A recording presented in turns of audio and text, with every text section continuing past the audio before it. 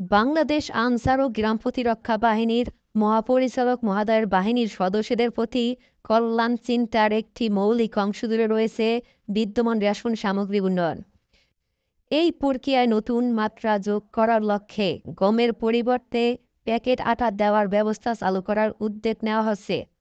সকল পর্যায়ে রেশন প্রাপ্ত সদস্যবৃন্দদের জন্য গমের পরিবর্তে আটা প্রদান করার দাবি বিভিন্ন পর্যায়ের সদস্যদের কাছ থেকে দরবার, সভাস্থল এবং বাহিনীর যে কোনো অনুষ্ঠানে উঠে এসেছে। বহুবার যা আর্থসামাজিক উন্নয়নের কারণে খাদ্য অভ্যাসের পরিবর্তনের সাথে ওতপ্রোতভাবে জড়িত। তাই অঙ্গীভূত ও হিট আনসারদের ২৮ কেজি গমের পরিবর্তে ২২ কেজি আটা প্রাপ্যতার উদ্যোগ নেওয়া হয়েছে। এই সিদ্ধান্ত কার্যকর করার পূর্বে নেওয়া হবে জনমত, করা হবে অনলাইন জরিপ। জরিপের ফলাফলের ভিত্তিতে চূড়ান্ত করা হবে নীতিমালা ও বিতরণ ব্যবস্থা।